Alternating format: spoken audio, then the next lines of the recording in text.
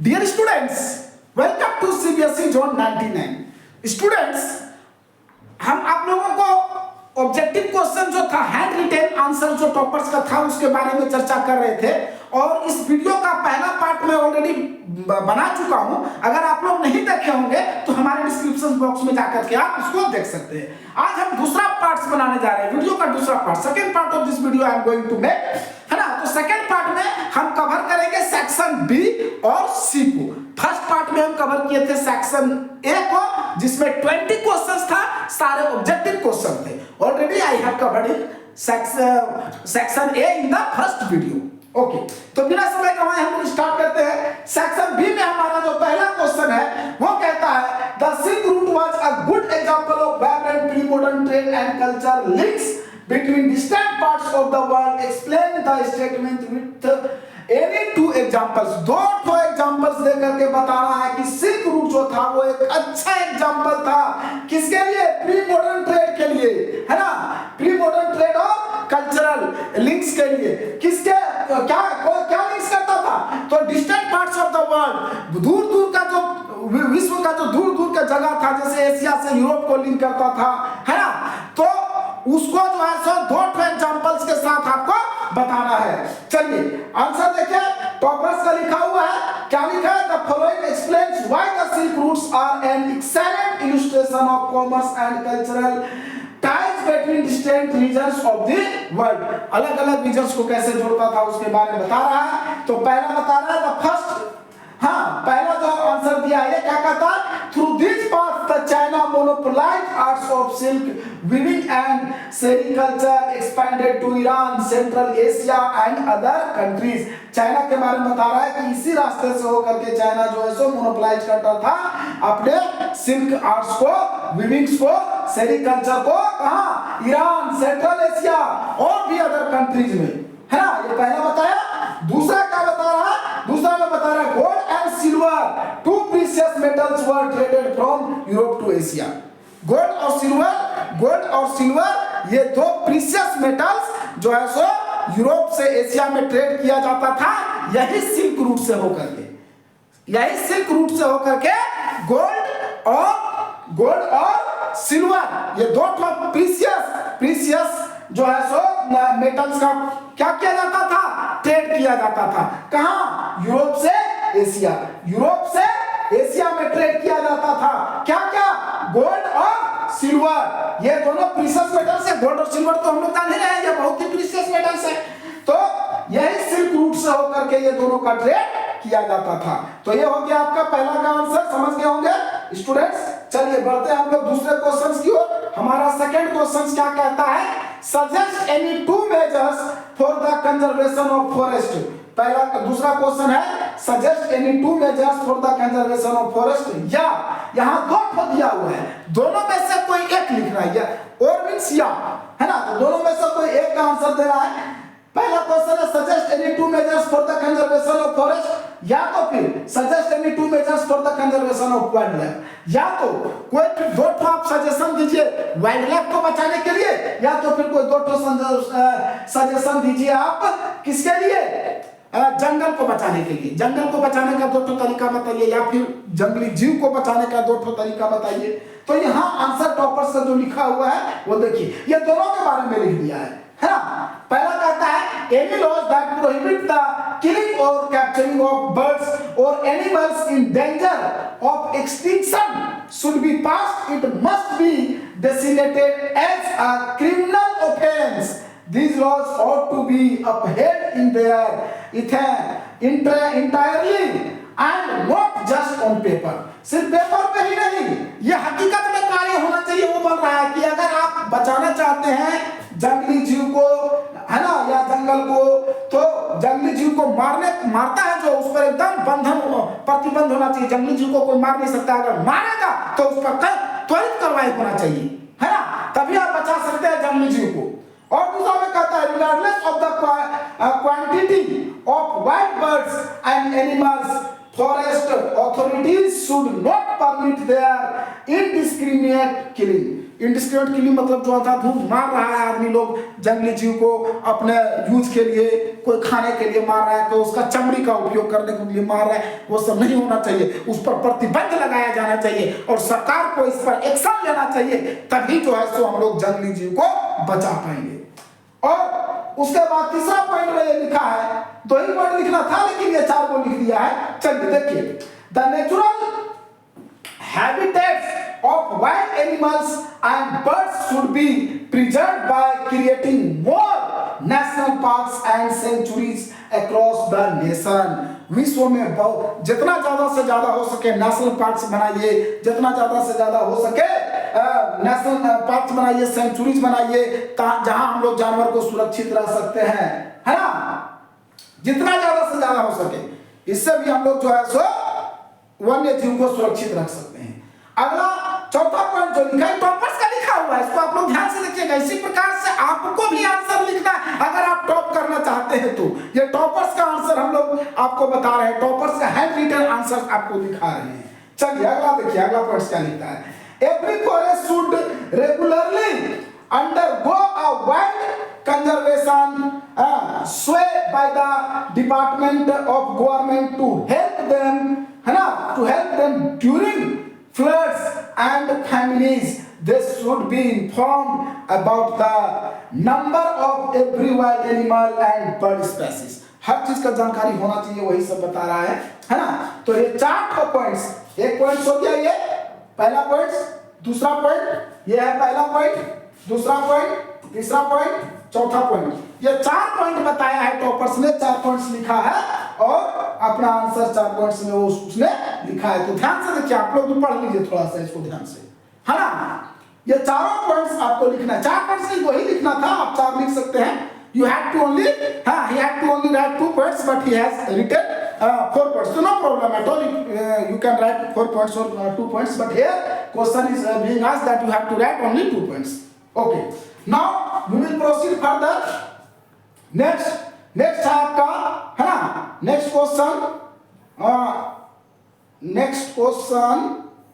23 number क्या कहता है, Why is power sharing desirable? Explain। Power sharing desirable क्यों है, इसको आप एक्सप्लेन कीजिए। चलिए इसमें क्या दिया हुआ है ध्यान से देखिए, पावर शेयरिंग क्यों डिजायरेबल है, तो यहाँ पे लिखा है desirability of power sharing. Power sharing क्यों डिजायरेबल है, ये क्वेश्चन पूछा जा रहा है। देखिए कितना सुंदर आंसर लिखा है, power sharing is good because it helps to reduce the possibility of conflict between social groups. विभिन्न सामाजिक ग्रुप्स के बीच में कॉन्फ्लिक्ट को, विवाद को कम करने में पावर शेयरिंग मदद करता है, इसलिए पावर शेयरिंग जरूरी है। पावर शेयरिंग क्यों जरूरी है, क्योंकि ये विभिन्न सामाजिक ग्रुप के बीच में जो विवाद है उसको कम करने में मदद करता है ना। Power sharing is good because it helps to reduce the conflicts between different social groups, है ना। चलिए अगला दूसरा पॉइंट लिखा है, power sharing is the very spirit of democracy. Democracy का आत्मा भी इसको कहा जाता है ना, इसीलिए पावर शेयरिंग जरूरी है। पहला लिखा कि पावर शेयरिंग जरूरी है, क्यों, क्योंकि इससे विभिन्न सामाजिक ग्रुप के बीच में कॉन्फ्लिक्ट को कम किया जाता है। विभिन्न सामाजिक ग्रुप के बीच में जो कॉन्फ्लिक्ट से विवाद है उसको कम करने के लिए पावर शेयरिंग जरूरी है। और दूसरा पॉइंट से यहाँ लिखा है कि पावर शेयरिंग जो है सो, है ना, स्पिरिट है, डेमोक्रेसी का स्पिरिट है। नेक्स्ट क्वेश्चन क्या कहता है हमारे प्यारे बच्चों, देखिए अगला क्वेश्चन है ना, discriminate between public and private sector. Public और प्राइवेट सेक्टर में आपको अंतर बताना है। तो पब्लिक और प्राइवेट सेक्टर में आपको सीधा जान जाना है, जो सरकारी चीज होता है वो पब्लिक है और प्राइवेट जो इंडिविजुअल किसी व्यक्ति का होता है वो इंडिविजुअल है। अगर हम एक दुकान खोले तो वो मेरा पर्सनल है, उसको हमारी मर्जी कैसे चलाएंगे नहीं चलाएंगे। लेकिन एक होता है गवर्नमेंट, जैसे रोड है वो पब्लिक है, सरकारी है, उसमें सबका अधिकार है ना, सबको उसमें जाएगा आएगा। चलिए देखिए तो क्या कहता है, comparison of economic activities in private sector और एंड पब्लिक सेक्टर, दोनों के बीच का कंपैरिजन कर रहा है, दोनों के एक्टिविटीज में, है ना। Most of the assets of public sector are owned by the government. तो गवर्नमेंट का तो ये होता ही है, पब्लिक सेक्टर का जितना भी असेट्स होता है, जितनी भी संपत्तियां होती हैं सब गवर्नमेंट का होता है ना। और प्राइवेट सेक्टर में जो होता है वो किसी एक इंडिविजुअल इंडिविजुअल व्यक्ति का होता है, या तो फिर हो सकता है कोई बिजनेस ग्रुप में भी करता है। मान लीजिए कोई टंकी पेट्रोल पंप खोला, उसमें 4 गो पार्टनर है, तो चारों का अधिकार है ना। तो या तो प्राइवेट सेक्टर का जो असेट्स होगा वो या तो किसी एक इंडिविजुअल व्यक्ति का होगा, या फिर एक ग्रुप होगा वो भी इंडिविजुअल ही होगा। उस ग्रुप के जितने भी लोग होंगे 3 4 5 आदमी, वही लोग का इंडिविजुअल होगा। लेकिन गवर्नमेंट सेक्टर का जो भी असेट्स होगा, ये पब्लिक सेक्टर का जो असेट्स होगा उसका मालिक गवर्नमेंट होता है ना। पब्लिक सेक्टर का जो भी असेट्स होगा उसका मालिक गवर्नमेंट होता है, और प्राइवेट सेक्टर का जो भी असेट्स होगा उसका मालिक या तो कोई एक इंडिविजुअल व्यक्ति होगा या फिर एक ग्रुप के लोग होंगे। चलिए अगला कहता है दूसरा, government provides all services in public sector while in private sector it depends on private owner. अब पब्लिक सेक्टर में क्या कर रहा है, पब्लिक सेक्टर में गवर्नमेंट हर तरह का फैसिलिटी प्रोवाइड करता है, लेकिन प्राइवेट सेक्टर में ये डिपेंड करता है उस ओनर पे, जिसका दुकान है या जो भी प्राइवेट सेक्टर का जो असेट्स है जिस व्यक्ति का, उस पर डिपेंड करता है कि वो क्या प्रोवाइड करे आपको या ना करे, है ना। प्राइवेट सेक्टर में क्या कहता है, प्राइवेट सेक्टर डिपेंड करता है टोटली जो है सो ओनर के ऊपर, और गवर्नमेंट सेक्टर में हर तरह का फैसिलिटी प्रोवाइड किया जाता है, क्योंकि सरकार को जनता का सेवा करना है सही से, है ना। चलिए तो ये था हमारा सेक्शन बी का। सेक्शन बी का 4 क्वेश्चन था जो हमने आपको करवा दिया। चलिए बढ़ते हैं हम लोग सेक्शन सी की ओर। सेक्शन सी में देखिए, है ना, now we will proceed to section C. Up to section B अगर आपको कोई प्रॉब्लम है तो आप पूछिए, सॉरी आप कमेंट बॉक्स में हमको कमेंट कीजिएगा, है ना, पूछिएगा। जब हम लाइव क्लास लेंगे तो हम लोग मोनेटाइज करवा लेंगे चैनल, उसके बाद आप खुल करके क्वेश्चन पूछिएगा। और इसीलिए आप लोग जितना ज्यादा से ज्यादा हो सके इस वीडियो को लाइक कर दीजिएगा, शेयर कर दीजिएगा और सब्सक्राइब कर दीजिएगा, ताकि जल्दी से जल्दी हमारा चैनल मोनेटाइज हो जाए और हम आप लोगों का लाइव क्लास ले सके। चलिए अगला क्वेश्चन हम लोग पढ़ते हैं अगले प्रश्न की ओर। अगला प्रश्न है सेक्शन सी में। सेक्शन सी में देखिए क्या कहता है, describe any 3 causes that led to non cooperation movement, या फिर describe any 3 causes of civil disobedience movement. तो ये दोनों ही मूवमेंट महात्मा गांधी के द्वारा चलाया गया था। नॉन कोऑपरेशन मूवमेंट चलाया गया था और सिविल डिसओबीडियंस मूवमेंट चलाया गया था, दोनों ही महात्मा गांधी के द्वारा चलाया गया था। तो इसमें से कोई एक के बारे में आपको एक्सप्लेन करना है। तो ये देखिए टॉपर्स क्या एक्सप्लेन किया, Gandhi ji launch the non cooperation movement with the aim of self governance and obtaining full independence। Gandhi ji ने नॉन कोऑपरेशन मूवमेंट किस लिए लॉन्च किए थे, सेल्फ गवर्नेंस, है ना। हम उनका कहना था कि हम लोग को अब स्व शासन चाहिए, स्वयं का शासन चाहिए, अब अंग्रेज हमारे ऊपर शासन नहीं कर सकता है, और फुल इंडिपेंडेंस, पूर्ण स्वतंत्रता को ऑब्टेन करने के लिए गांधी जी ने ये मूवमेंट चलाए थे। तो वही लिख रहा है, Gandhi ji launch this movement या non cooperation movement to get the full independence and to get the self governance, है ना, with the aim of self governance. Self governance के उद्देश्य से एम से चलाए थे। दूसरा पॉइंट, 3 पॉइंट्स लिखना है, 3 पॉइंट्स लिखा है, देखिए कितना सुंदर लिखा है। इस तरह से अगर आप भी लिखिएगा तो आपको भी अच्छा नंबर मिलेगा, आप भी टॉपर हो सकते हैं। देखिए दूसरा पॉइंट लिखता है, the Indian national Congress withdrew its support for British reforms against the Rowlatt Act and the Jallianwala Bagh incident। अब क्या कहता है कि जो इंडियन नेशनल कांग्रेस था वो विड्रॉ कर लेता है अपने सपोर्ट को, इससे किस लिए, है ना, for British reforms against the Rowlatt act जो 1919 में बनाया गया था ब्रिटिशों के द्वारा, जिसके माध्यम से जो है सो सेना को ये छूट दिया गया था, वहां का जो शासन था उसमें छूट दिया गया था कि किसी भी व्यक्ति को बिना ट्रायल का जो है सो उस पर उसको गिरफ्तार कर सकता था, 2 महीने के लिए जेल में रख सकता था, है ना। तो ये हो गया दूसरा पॉइंट। पहला पॉइंट हो गया गांधी जी ने क्यों लॉन्च किए थे, ये आपका है पहला पॉइंट, ठीक है। देखते रहिए, ध्यान से आप लोग देखिएगा ताकि आपको कोई दिक्कत नहीं हो, ठीक है स्टूडेंट्स, ध्यान से देखिए। पहला पॉइंट क्या कहता है, पहला पॉइंट आप देख लिए कि गांधी जी ने इसको किस उद्देश्य से लॉन्च किया था, तो उनका उद्देश्य था सेल्फ गवर्नेंस और फुल इंडिपेंडेंस। दूसरा भी आप देख लिए। अब तीसरा पॉइंट कहता है, Indian Muslims who had participated in the Khilafat movement to restore the status of Khalifa the spiritual leader of Muslim. अब खलीफा जो है सो मुस्लिम लोग का स्पिरिचुअल लीडर्स को कहा जाता था, ठीक है। gave their support to the non cooperation movement। non cooperation movement में हिंदू और मुस्लिम दोनों मिल करके लड़े थे, है ना। मुस्लिम लोग का भी सहयोग मिला था। वही कह रहा जो इंडियन मुस्लिम था, जो लोग पार्टिसिपेट किए थे खिलाफत मूवमेंट में, किस लिए? वो लोग खलीफा के स्टेटस को रिस्टोर करने के लिए महात्मा गांधी को मदद किए थे, है ना। चलिए, तो ये देख लिए, ये तीसरा पॉइंट है किसका, है ना, नॉन कोऑपरेशन मूवमेंट का।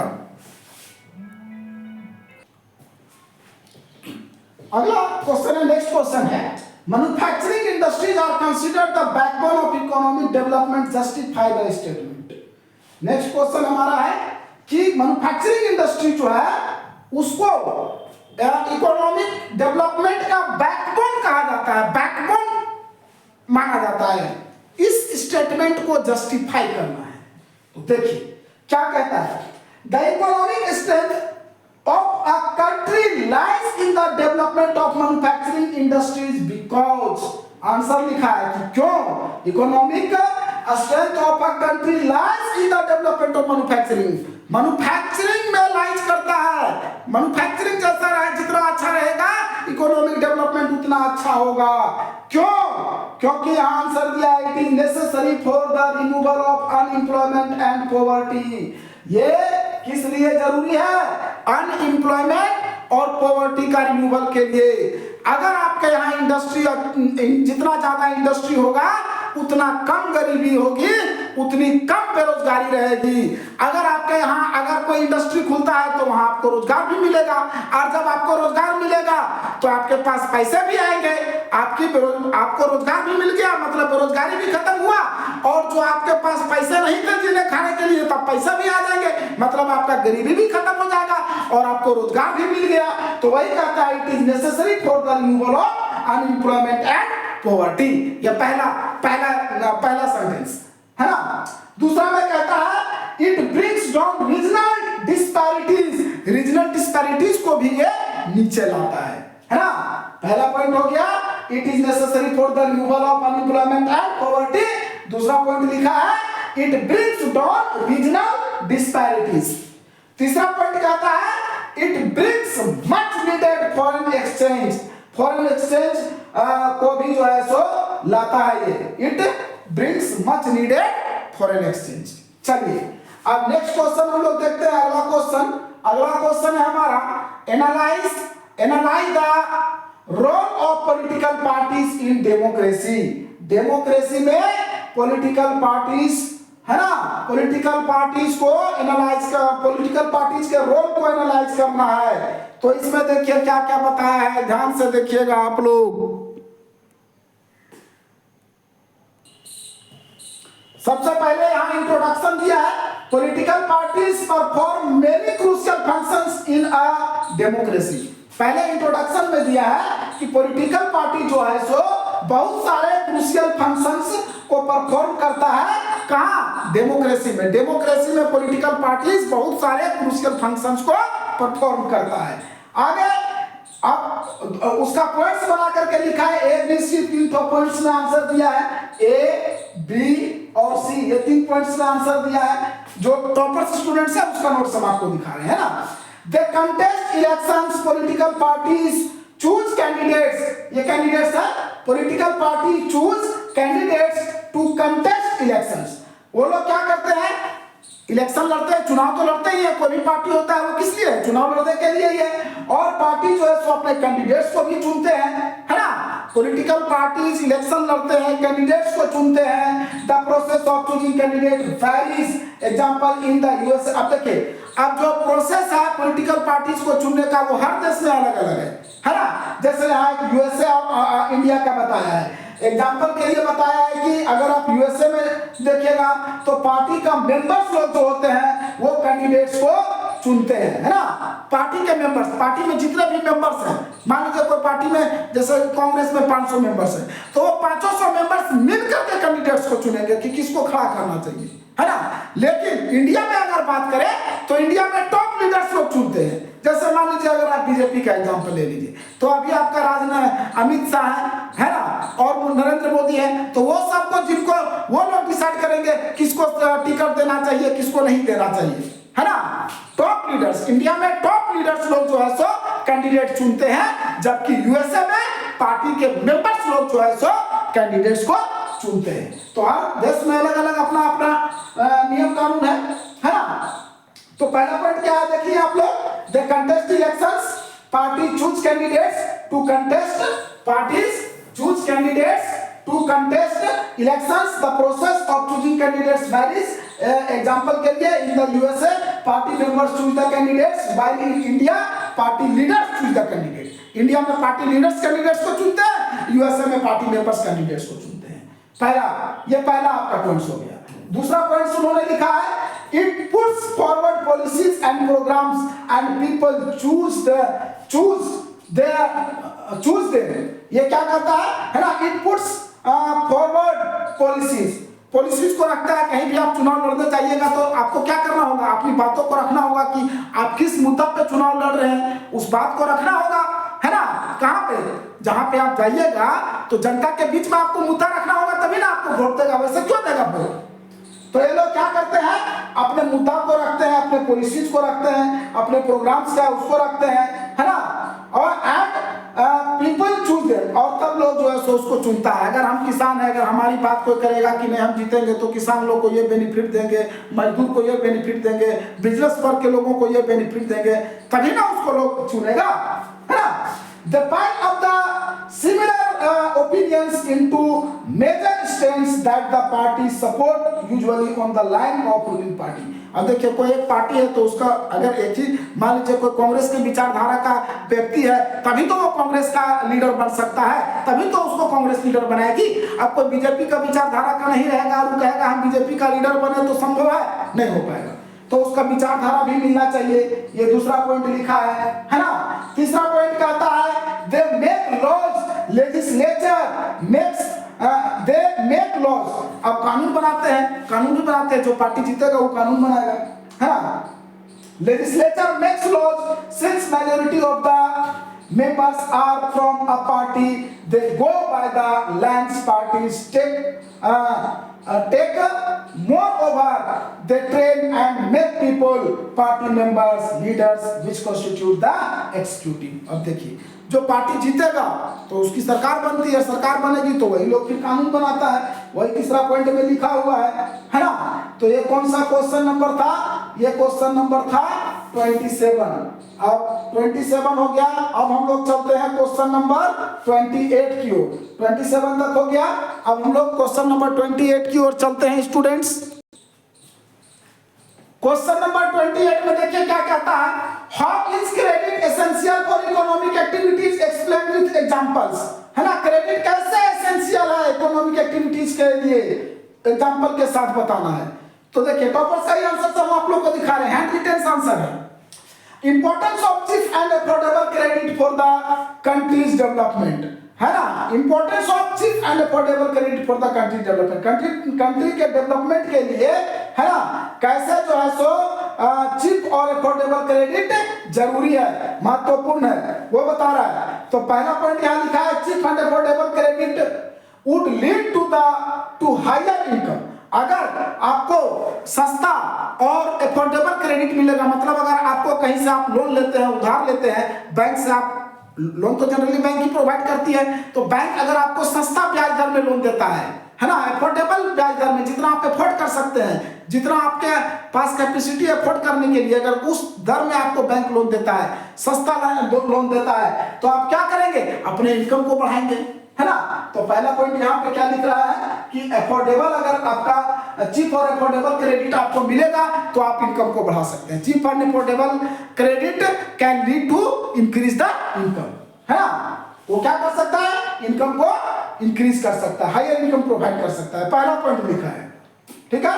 दूसरा पॉइंट है many people could borrow for a variety of needs. अगर लोन सस्ता मिलेगा, अफोर्डेबल मिलेगा, तो बहुत सारे लोग बहुत प्रकार के लोन ले सकते हैं अपनी जरूरत के लिए, अपने बिजनेस को बढ़ाने के लिए, अपने कुछ भी काम को आगे बढ़ाने के लिए लोन आदमी ले लेगा। कब, जब लोन सस्ता होगा, अफोर्डेबल होगा, चीप होगा, तब। अगर रेट ऑफ इंटरेस्ट बहुत हाई होगा, लोग उसको अफोर्ड नहीं कर पाएंगे, तो कैसे लेंगे, नहीं ले पाएंगे, है ना। अगर लोन अफोर्डेबल होगा, चीप होगा तो बहुत सारे लोग जो है सो बहुत प्रकार के लोग अपनी जरूरत के लिए ले सकते हैं, उधार ले सकते हैं। तीसरा पॉइंट है इट